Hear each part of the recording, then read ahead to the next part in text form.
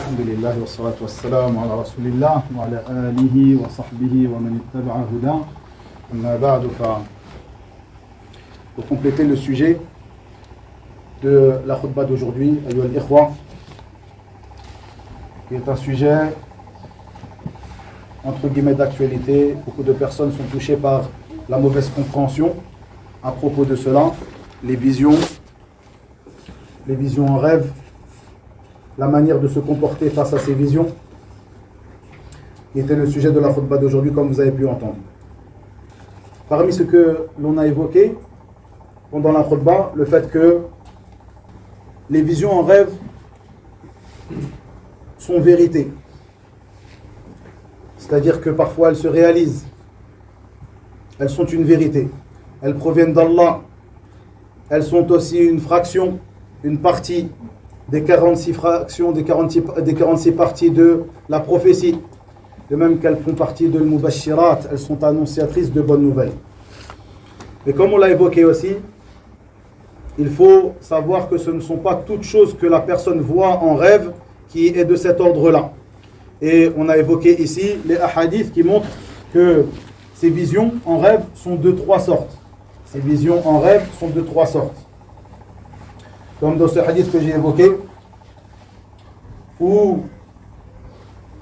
le prophète sallallahu alayhi wa sallam a dit, dans le sens de ses paroles, dans un hadith rapporté par l'imam Muslim selon Abu Huraira, il rapporte que le prophète sallallahu alayhi wa sallam a dit dans le sens: à l'approche de la fin des temps, la vision du musulman n'est que peu mensongère. C'est-à-dire que bien souvent, sa vision se réalise. Celui dont sa vision sera la plus véridique est le plus véridique d'entre eux. Ceci de manière générale. Ce n'est pas quelque chose qui est effective sans condition, mais de manière générale. Celui dont sa vision sera la plus véridique est le plus véridique d'entre eux. Et la vision du musulman est une part de 45 parts, dans une autre version de 46 parts, de la prophétie. La vision est de trois sortes. C'est la parole du prophète Mohammed sallallahu alayhi wa sallam, dans le sens. La vision est de trois sortes. Une vision pieuse, qui est une bonne annonce provenant d'Allah. Un cauchemar triste venant de Shaitan. Et une vision à propos de quoi la personne pensa alors qu'il était éveillé. Si l'un d'entre vous voit ce qu'il déteste, qu'il se lève, qu'il prie et qu'il ne rencontre rien à personne. Vous voyez aussi donc la différence qu'il y a entre ces trois sortes de rêves, ces trois sortes de visions que tu vois lors de ton sommeil. La première qui est une vision pieuse, qui est une bonne annonce provenant d'Allah tabaraka wa ta'ala. La deuxième, le cauchemar, al-hulm, qui vient de Shaitan. Ceci afin d'attrister les fils de Adam, afin d'attrister les êtres humains. Il lui fait voir des choses ou par lesquelles il essaye de lui nuire. Et le prophète sallallahu alayhi wa sallam, dans ce hadith comme dans d'autres hadiths, comme on va l'évoquer ici, nous a enseigné comment se préserver de cette nuisance lorsque tu vois ce cauchemar, entre guillemets. Et la troisième, une chose que la personne, à propos de laquelle cette personne avait réfléchi, avait pensé durant la journée. Il y a pensé fortement et il en vient à la voir pendant son sommeil. Donc ce n'est pas toute chose que tu vois dans ton sommeil qui rentre dans la portée de la parole du prophète sallallahu alayhi wa sallam, qu'elle fait partie des 46 factions, des 46 parties de la prophétie. Il convient aux musulmans de savoir cette chose-là afin de faire la différence entre ces différentes sortes de rêves. Ceci est très important. Et pareil, on a vu ensemble certains comportements à adopter lorsque tu vois la première ou la deuxième ou la troisième sorte. Lorsque tu vois la première sorte, tu la raconteras à une personne que tu aimes. Tu la raconteras aux gens que tu aimes. C'est-à-dire la vision pieuse provenant d'Allah, tu la racontes aux gens que tu aimes. Et si tu veux l'interprétation de cette vision, tu la raconteras à qui? À une personne qui connaît les interprétations. Une personne qui est savante des interprétations. Ceci est très important. Comme on l'a vu ici, car l'interprétation des rêves, c'est une fatwa. Comme dans la parole d'Allah, tabaraka wa ta'ala, Ya ayyuhal mala, la parole de Al-Malik, dans Surat Yusuf. Ce roi, ce souverain, qui a dit Ya ayyuhal mala, ô vous les notables.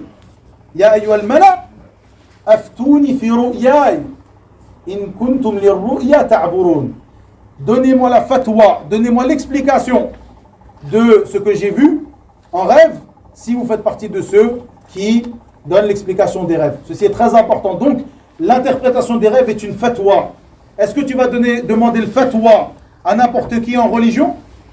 Plutôt, tu vas demander à une personne qui connaît cette chose, qui est savante de cette chose à propos de laquelle tu vas demander le fatwa. Donc sachez que l'interprétation des rêves est une fatwa. Ni tu la demandes à quelqu'un qui est ignorant de l'interprétation des rêves, ni tu ne te la demandes à ta propre personne. C'est-à-dire certaines personnes, lorsqu'ils se réveillent et pensent, on va dire comme cela, pensent, puisque ici ce n'est pas tout le monde qui connaît la différence entre ces trois sortes de choses que tu vois en vision pendant ton sommeil, que l'on vient d'évoquer. À partir du moment où la personne aura eu connaissance de ce hadith, il sait faire la différence entre ces trois choses. On dira une personne qui sait faire la différence, donc lorsqu'il se réveille, qu'il voit une vision pieuse, qu'il a vu une vision pieuse, il se l'interprète lui-même. J'ai vu telle chose, ça veut dire telle chose. Non. Là, à ce moment-là, tu t'es demandé le fatwa à toi-même. Ce n'est pas comme cela.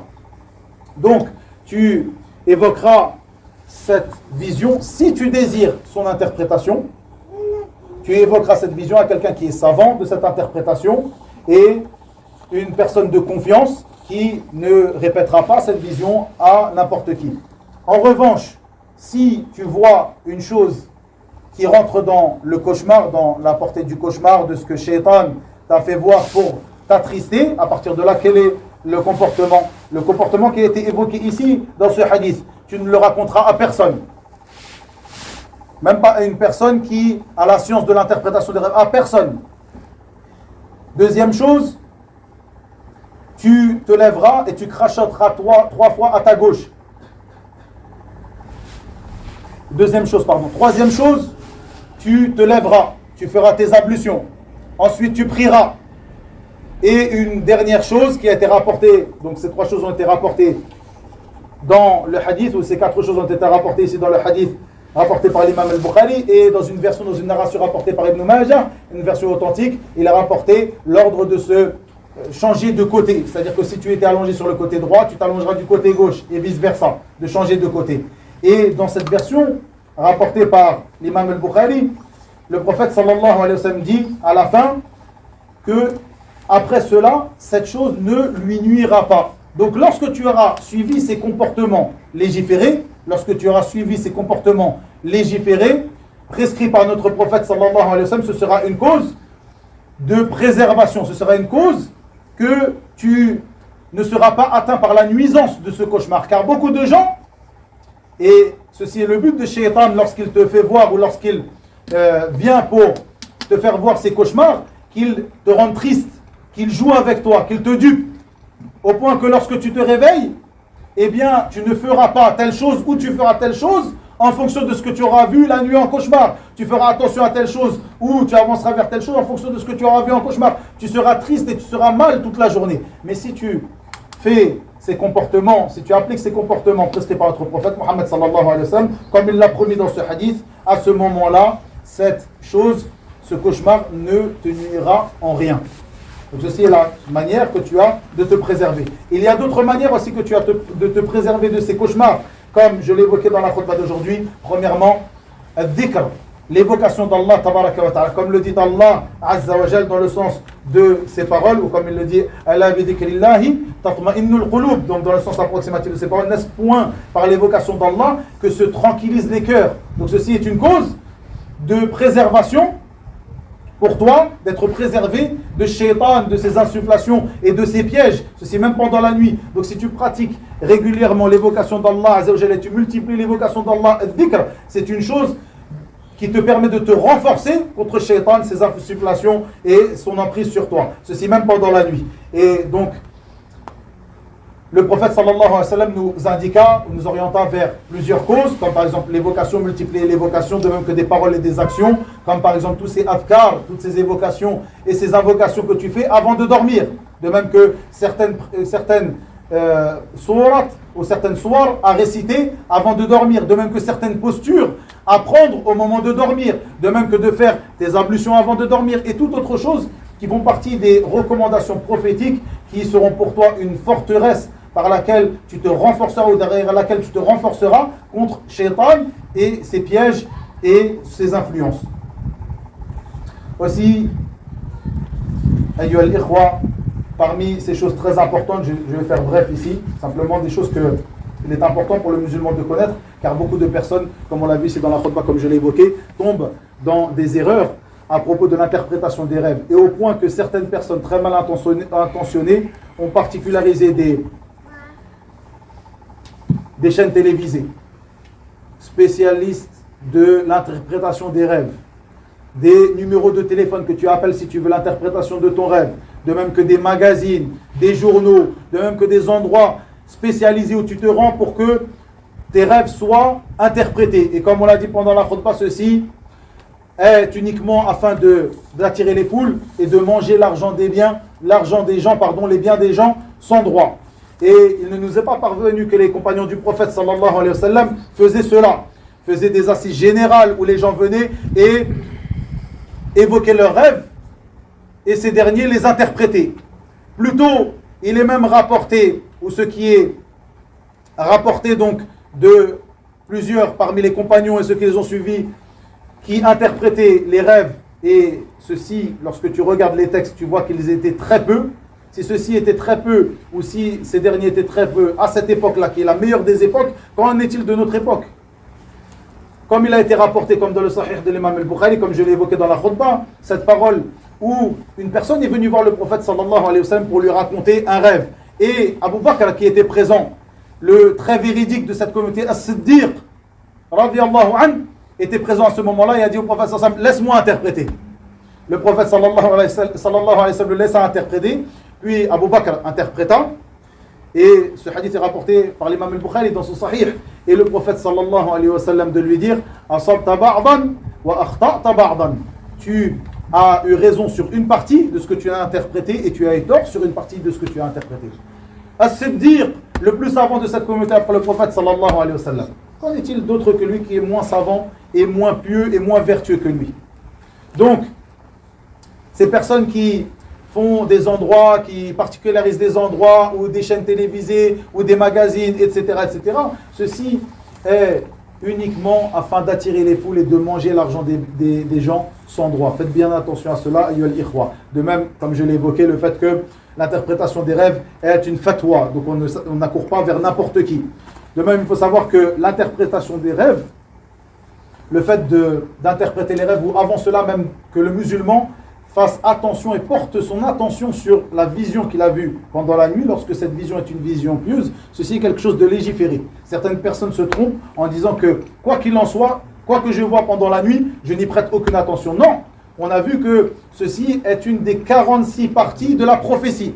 Il convient donc aux musulmans de faire attention, de porter son attention sur ce qu'il voit la nuit, lorsque ce qu'il voit la nuit, lorsque ce qu'il voit en rêve est de l'ordre de ce que l'on a évoqué, c'est-à-dire de ce qui vient d'Allah, de ce qui fait partie des bonnes annonces venant d'Allah tabaraka wa ta'ala pour le croyant.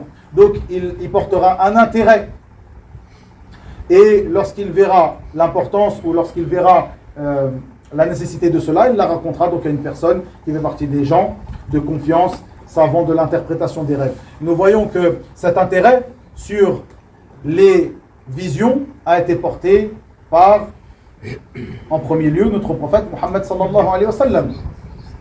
Le prophète sallallahu alayhi wa sallam portait une attention particulière à ce qu'il voyait en rêve, bien sûr, car ceci, comme il l'a dit lui-même, sallallahu alayhi wa sallam, dans le sens, c'est une des 46 parties de la révélation. Donc sans aucun doute, comme je l'ai dit dans la khutbah, la vision, les rêves des prophètes et messagers sont de la révélation, font partie de la révélation, ont une part de la révélation. Et comme nous le voyons, comme dans ce hadith qui est rapporté dans le Sahih de l'imam al-Bukhari et autres, la première révélation est venue au prophète sallallahu alayhi wa sallam par ar-ru'ya as-saliha fil manam. La première, les débuts de la révélation au prophète Muhammad sallallahu alayhi wa sallam étaient des visions qu'il voyait en rêve. Donc sans aucun doute, les visions des prophètes et messagers est une vérité et c'est une révélation. De même, nous voyons que le prophète sallallahu alayhi wa sallam, comme il est rapporté par l'imam al-Bukhari, qui lui-même dans son Sahih a écrit un chapitre entier qu'il a appelé Kitab at-Ta'bir, donc le livre ou le chapitre de l'interprétation des visions. Et il rapporta maintes et maintes hadiths dans ce chapitre le premier hadith qu'il rapporta est ce hadith de la première révélation qui fut révélée au prophète sallallahu alayhi wa sallam, qui était la vision pieuse en rêve. De même que l'imam Muslim a écrit un chapitre à propos des rêves, à propos des visions en rêve. Donc nous voyons que ceci est une chose qui est connue chez les savants de l'islam, de porter une attention particulière sur ces rêves, lorsque ces rêves sont de l'ordre, bien sûr, comme on l'a évoqué, de ce qui vient d'Allah, et non de ce qui provient de Shaitan, ces cauchemars, et non aussi de ce que la personne a pu penser pendant la journée. Faites bien attention à cela. Une personne pense fortement à une chose, il pense toute la journée, puis la voit en rêve, et pense que cette chose-là est une bonne annonce. De même, ceci est très important pour les personnes qui sont éprouvées par le fait de regarder des films, des séries télévisées, etc., etc., etc. Ils sont touchés par ça toute la journée, ils regardent ces choses-là, et pendant la nuit, ils voient soit une chose qui est pour eux, ils pensent être une chose bonne, annonciatrice, ou une chose qui est de l'ordre du cauchemar. Sans aucun doute, ceci ne fait pas partie des bienséances qui sont à adopter afin d'éviter que Shaitan joue avec toi en te faisant voir des cauchemars. Si tu regardes ce que les gens appellent les films d'horreur ou ce genre de choses, et tu vois ces choses-là pendant la nuit, ceci n'est pas étonnant que Shaitan joue avec toi. Tu ne t'es pas préservé de cela. Pareil, lorsque tu regardes ce genre de choses et pendant la nuit tu vois telle et telle chose que tu as pu voir dans la journée, dans ces choses qui traitent de je ne sais quoi. Donc à partir de là, tu vois ces choses-là, tu penses que cette chose-là est une bonne annonce, alors que c'est une chose que tu as pensé, que tu as regardé toute la journée. Donc il faut bien faire la différence entre ces choses-là. Donc, nous voyons que dans ce chapitre du Sahih de l'imam al-Bukhari, il rapporta plusieurs ahadiths. Parmi ces ahadiths, l'interprétation du prophète sallallahu alayhi wa sallam de rêves de plusieurs de ses compagnons, de même que sa propre interprétation de ses propres rêves, et ceci en présence de ses compagnons. Et le prophète sallallahu alayhi wa sallam, comme il est venu dans l'un de ses sous-chapitres, le prophète sallallahu alayhi wa sallam avait l'habitude d'interpréter les rêves après la prière de l'Fajr. Il s'asseyait avec ses compagnons après la prière de l'Fajr et il avait l'habitude de dire: qui d'entre vous a vu un rêve cette nuit? Et lorsque quelqu'un venait le voir et lui disait: j'ai vu telle chose, le prophète sallallahu alayhi wa sallam l'interprétait ou ne l'interprétait pas. Mais il écoutait ce que ses compagnons ont vu la nuit. De même que lui, informé de ce qu'il a vu en rêve. Car, comme on l'a dit, ceci fait partie de la révélation. Donc il les informait sur la révélation d'Allah tabaraka wa ta'ala. Ceci était une chose que le prophète sallallahu alayhi wa sallam pratiquait, et il fait partie de la plus grande fausseté de faire l'analogie entre cela et entre ce que font certaines personnes, de faire des assises générales et d'attirer les gens et de leur dire: dis-moi ce que tu as vu en rêve, et d'interpréter les rêves de cette manière-là pour de l'argent ou gratuitement. De faire une analogie entre ce que faisait le prophète sallallahu alayhi wa sallam, sur ce qui était révélé à ce moment-là, et n'importe qui parmi les personnes lambda qui n'ont aucune science sur l'interprétation des rêves. Une autre chose, il faut savoir, comme on l'a vu dans le Coran, dans la sourate de Yusuf, que les visions des enfants est comme la vision des grandes personnes. Donc un enfant peut voir une vision qui sera une vision de vérité pendant la nuit, comme c'était le cas de Yusuf alayhi salam lorsqu'il était jeune. Cette vision qu'il a vue et qui s'est réalisée plus tard, comme on l'a vu dans la khutbah. De même que la vision d'autres que eux, de même que la vision d'une personne non musulmane peut être une chose qui se réalise par la suite, peut être une vérité. Ceci peut arriver éventuellement. Il n'y a rien qui n'empêche cela. Comme on l'a vu aussi, la vision qui est appelée le hulm est venue qui vient de Shaitan, qui est une vision que l'on appellera le cauchemar, et qu'il convient donc, face à celle-ci, d'adopter les comportements qui nous ont été évoqués par notre prophète Mohammed sallallahu alayhi wa sallam, afin que cette dernière ne nous nuise pas. Et la personne qui n'a pas adopté ces comportements, et qui, lorsqu'elle s'est réveillée, a rappelé aux gens de sa famille, aux gens qu'il connaît, le cauchemar qu'il a fait, puis est touché par ce cauchemar toute la journée, y pense et en devient triste et autre que cela, qu'il ne blâme que lui-même, car il n'a pas suivi les bienséances que le prophète sallallahu alayhi wa sallam nous a, ou vers lesquelles le prophète sallallahu alayhi wa sallam nous a orientés. Et à l'inverse, si cette personne suit ces bienséances, sans aucun doute Allah tabaraka wa ta'ala l'aidera à ne pas faire attention à ce cauchemar, et même à l'oublier.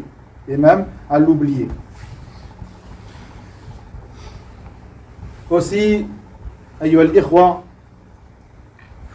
comme je l'ai dit, il convient à la personne de porter une attention particulière sur ses rêves, lorsqu'il est sûr que ce rêve vient d'Allah tabaraka wa ta'ala, que c'est une bonne annonce venant d'Allah tabaraka wa ta'ala, mais ne pas lui donner une importance plus haute que ce que notre législation lui a donné comme importance. Ceci est très important, car certaines personnes s'accrochent à leurs rêves. Si cette personne est sûre que ce rêve vient d'Allah tabaraka wa ta'ala et que c'est une bonne annonce, il s'accroche à ce rêve-là et il cherche par tous les moyens à ce que ce rêve-là se réalise, et il n'avance pas un pied, si ce n'est pour que ce rêve se réalise, cette chose qu'il a vue pendant la nuit se réalise, et ne recule pas un autre pied, si ce n'est pour ne pas louper cette chose qu'il a vue en rêve. Ceci est de l'exagération. Et nous voyons dans cela la parole de certains de nos compagnons, de nos pieux prédécesseurs, Ridwanullahi alayhim, qui disait Man ta'allaqa birru'a fahuwa dal. Celui qui s'accroche, qui accroche son cœur à une vision ou aux visions, cette personne-là est égarée. C'est un égarement évident. Tu vois une vision, tu te fais la bonne annonce. Si cette vision arrive, alhamdulillah, on espère de toi que tu rentres dans la portée du hadith où le prophète sallallahu alayhi wa sallam dit que celui qui est le plus véridique parmi les musulmans est celui dont sa vision sera la plus véridique, c'est-à-dire celui dont ses visions se réalisent. Et ses visions sont les plus véridiques. Mais tu ne t'accrocheras pas à celle-ci, tu ne lui donneras pas une importance plus haute et plus grande que ce que notre législation a donné comme importance. Ici, je terminerai, ayyuha al-ikhwa, pour ne pas prendre trop de votre temps, hafidakumullah, par une erreur dans laquelle tombent beaucoup de personnes, le fait de se reposer sur des livres édités qui traitent de l'interprétation des rêves. On a dit que ces chaînes télévisées traitant de l'interprétation des rêves, ces numéros de téléphone que tu appelles pour qu'on interprète ton rêve, etc., ces magazines, etc., tout ça, ce sont des choses qui ne sont pas légiférées. Il faut prendre garde vraiment à ces choses-là. Ce sont des moyens par lesquels les gens mangent vos biens sans droit.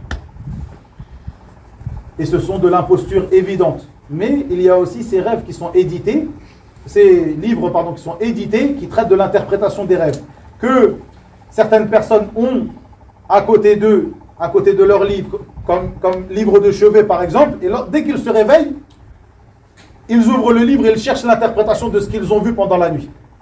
Il y a beaucoup de gens comme ça malheureusement. Et ceci est une erreur, car en réalité, c'est, comme on va le voir ici, les règles concernant l'interprétation des rèves, sont des règles générales. Il n'y a pas de règles précises qui, toutefois, à chaque fois que tu auras vu cette chose-là, eh bien, ce sera l'interprétation telle. De même que ces règles générales s'appliquent de manière générale. Ça veut dire que pour une personne particulière, il est possible que cette vision que tu auras vue dans ton rêve, eh bien, sera différente, diffère pour toi d'une autre personne. Donc, ce sont des règles générales qui s'appliquent de manière générale et non particulière. Donc, à chaque fois que tu liras une chose, tu dis, c'est cette chose-là que j'ai vue, donc ça veut dire cette chose-là. Et comme on l'a vu, ce sera une fatwa que tu te donnes à toi-même alors que tu ne fais pas partie des gens qui sont spécialisés dans la science de l'interprétation des rêves. Et ces livres qui sont édités, je ne connais pas un livre qui est édité, qui a été écrit par un savant réellement de l'interprétation des rêves. Oui, Mohammed ibn Sirin, il faisait partie des grands parmi nos salaf, ridwanullahi alayhim, nos prédécesseurs, était quelqu'un dont il est rapporté, ou à propos de qui il est rapporté, qu'il avait donné des paroles au sujet de l'interprétation des rêves. Mais tout ce qui est rapporté dans ce livre qui est édité sous le nom de l'interprétation des rêves, sous le titre de l'interprétation des rêves selon Mohammed ibn Sirin, ceci n'est pas authentique, n'est pas rapporté de lui de manière authentique. Donc il convient de délaisser cette chose-là, ce livre-là, ou d'autres que ce livre-là. Concernant les règles à propos de l'interprétation des rêves, je terminerai sur cela, je ne vais pas vous prendre beaucoup de temps les femmes, ceci est important, ce que Ibn al-Qayyim rahimahullah ta'ala a rapporté dans son livre I'lam al-Muwaqqi'in. I'lam al-Muwaqqi'in. Il rapporta rahimahullah ta'ala certaines règles générales sur l'interprétation des rêves. Vous voyez que ce grand imam, Ibn al-Qayyim, qui est connu et reconnu, lui-même a parlé de cela. Donc ce n'est pas une chose qu'il convient de délaisser, comme certaines personnes disent, les rêves, je ne lui donne aucune importance, je ne leur donne aucune importance. Non, il rapporta certaines de ces règles. Il dit que Bien sûr, ces règles sont une partie parmi les parties de la prophétie et c'est une sorte de révélation. Il dit qu'elles sont construites, donc les règles de l'interprétation des rêves ou l'interprétation des rêves elle-même est construite sur l'analogie et les exemples. L'analogie et les exemples. Et le fait de mettre en relation une chose palpable avec une chose non palpable. C'est-à-dire, il dit, ne vois-tu pas que l'habit, le vêtement, dans l'interprétation des rêves, comme par exemple le qamis, montre la religion, ou indique la religion d'une personne. Ici, la parole d'Ibn al-Qayyim est construite sur un hadith qui est rapporté dans le Sahih de l'imam al-Bukhari, où le prophète sallallahu alayhi wa sallam lui-même interprétait la vision du qamis sur une personne comme étant la religion. Lorsque les compagnons lui ont demandé comment interprètes-tu cela, il a dit sallallahu alayhi wa sallam, c'est la religion. C'est l'interprétation du prophète sallallahu alayhi wa sallam de l'habit que tu vois sur une personne ou que tu vois sur toi-même dans le rêve. Il dit donc Ibn al-Qayyim, c'est-à-dire lorsque cet habit est long ou cet habit est court, donc qui montrera le peu de religion d'une personne, de son intérêt et son plus de religion ou son plus de religion, de même que la propreté de la saleté de ce vêtement et autre que cela. Tout ceci indique la religion d'une personne et la science d'une personne. Et Ibn al-Qayyim d'expliquer après cela en disant que la corrélation qu'il y a entre le vêtement et la religion est que ces deux choses-là protègent et couvrent une personne et l'embellissent. Comme le qamis couvre la nudité d'une personne et l'embellit, comme cela la religion et la science en religion couvrent l'âme d'une personne, de même que son cœur, et l'embellissent aux yeux des gens. Il nous parle après de al-laban, c'est-à-dire le lait. Le prophète sallallahu alayhi wa sallam, comme vous le savez, pareil dans le Sahih de l'imam al-Bukhari, a interprété le lait en vision, dans sa propre vision que lui-même avait vue, le lait comme étant la science. De même que le lait est interprété comme étant al-fitra, c'est-à-dire la saine nature. Et autre que cela. Et Ibn al-Qayyim après nous dit que ceci sont des règles générales concernant at-ta'bir, concernant l'interprétation des rêves. Et parmi ces règles générales, il y a par exemple le fait que tout récipient contenant de l'eau ou pouvant accueillir de l'eau, ceci montre les biens, que ce soit une maison, ce qui meuble la maison, l'intérieur de la maison, etc., etc. De même que tout récipient qui contient des biens, de l'argent et autres que cela, comme par exemple un coffre-fort, etc., etc., ceci montre le cœur. Ceci sont des règles générales. Ceci sont des règles générales. Puis il dit, et de manière générale, tout ce qui a été évoqué, qu'il a évoqué précédemment et que nous avons évoqué même pendant la khutbah d'aujourd'hui, puis tout ce qui est évoqué comme parabole dans le Coran, comme exemple et parabole dans le Coran, tout cela tient compte de règles générales et de fondements de la science, de l'interprétation des rêves, ceci pour celui qui arrive à argumenter, qui a une connaissance de l'argumentation de celle-ci, c'est-à-dire de ces paraboles et de ces exemples donnés dans le Coran. Donc ce n'est pas pour tout le monde. Ce sont des règles de base, ces paraboles et ces exemples dans le Coran, mais ceci pour la personne qui saura argumenter d'après elle. Donc ce n'est pas pour tout le monde. Ce n'est pas pour tout le monde. Il dit celui qui comprendra le Coran d'une bonne compréhension pourra, ou sera la personne qui pourra interpréter les rêves de la meilleure des interprétations. Et les fondements de l'interprétation des rêves véritables et véridiques et authentiques sont celles qui sont prises de la source du Coran. Donc c'est celles qui puisent leur source dans le Coran. Puis il détaille à cela. Donc ceci est très important de voir certaines règles générales concernant l'interprétation des rêves. Je termine par deux choses, excusez-moi. Une autre chose, à chaque fois je termine par cette chose et il y a encore quelque chose derrière. Deux choses. Lorsque la vision du prophète sallallahu alayhi wa sallam en rêve, lorsque tu vois le prophète sallallahu alayhi wa sallam en rêve, il y a plusieurs hadiths qui ont été rapportés à propos de cela. Nous voyons ce qui a été rapporté par l'imam al-Bukhari et l'imam Muslim, selon Abu Huraira radiyallahu anhu, qui dit: j'ai entendu le prophète sallallahu alayhi wa sallam dire, dans le sens de ses paroles bien sûr, celui qui m'a vu en rêve, celui-là me verra éveillé. Car Ash-Shaytan ne prend pas ma forme. Et l'imam al-Bukhari a dit, Ibn Sirin, donc Mohammed ibn Sirin, a dit, celui qui l'a vu sous sa forme réelle. Ici, l'interprétation ou l'explication de Mohammed ibn Sirin, parmi les grands suiveurs, rahimahullah ta'ala, qui dit celui qui l'a vu sous sa forme réelle. Et ceci est une condition. Lorsqu'une personne te dit j'ai vu le prophète sallallahu alayhi wa sallam en rêve, tu l'orienteras vers la connaissance de ce qui a été rapporté de manière authentique sur la description du prophète Muhammad sallallahu alayhi wa sallam. Il ne faut pas te contenter d'avoir vu une personne qui, par exemple, a un bel aspect, porte un beau kamis blanc avec une belle barbe blanche et qui parle avec des belles paroles et qui te dit ceci ou cela pour dire c'est le prophète sallallahu alayhi wa sallam qui vient ici. Ou une personne qui dit je suis le prophète sallallahu alayhi wa sallam en rêve. Et tu dis Shaitan, comme l'a dit le prophète sallallahu alayhi wa sallam, ne prend pas sa forme. Mais Shaitan est un grand menteur sans aucun doute. Et il peut mentir en disant qu'il est lui-même le prophète sallallahu alayhi wa sallam. Ceci lorsqu'il ne se fait pas passer, lorsqu'il ne vient pas sous sa forme réelle, comme l'a dit ici Mohammed ibn Sirin. Lorsque la personne qui vient est sous la forme du prophète sallallahu alayhi wa sallam, c'est certes le prophète sallallahu alayhi wa sallam, et cette personne qui l'aura vu, le prophète sallallahu alayhi wa sallam, se fera la bonne annonce de ce qu'a dit le prophète sallallahu alayhi wa sallam ici.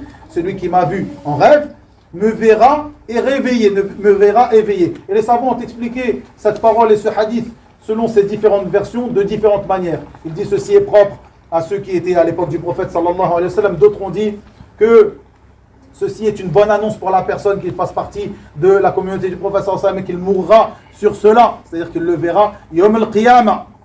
Et certains ont dit qu'il le verra d'une manière, celui qui l'a vu en rêve, parmi les musulmans, il le verra yawm al-qiyamah, au jour du jugement, d'une manière autre, d'une manière avec un surplus d'attention que les autres personnes de la communauté qui ne l'ont pas vu en rêve. Toutes ces paroles sont des paroles qui ont été données par les gens de science et de manière générale, nous savons qu'il est possible de voir le prophète sallallahu alayhi wa sallam en rêve, mais ce n'est pas toute personne qui viendra sous une apparence pieuse, de même toute personne qui te dira je suis le prophète sallallahu alayhi wa sallam, que ceci sera une vérité. Plutôt, il t'appartient donc de faire un retour sur toi-même. Est-ce que tu connais réellement la description du prophète sallallahu alayhi wa sallam d'après les textes authentiques?